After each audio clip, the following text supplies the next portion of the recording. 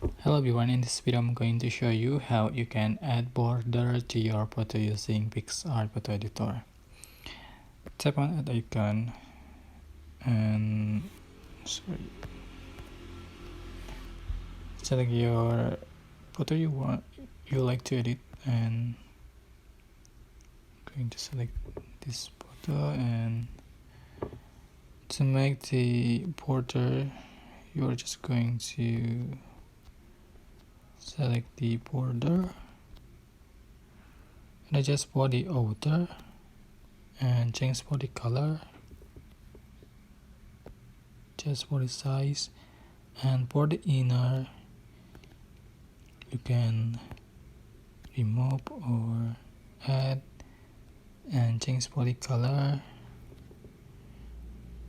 and you can also add the radius to make this round.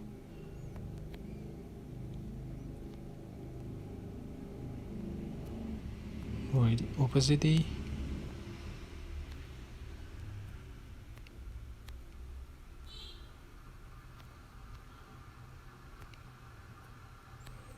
alright, just click apply. So this is how you can add border to your photos using Picsart.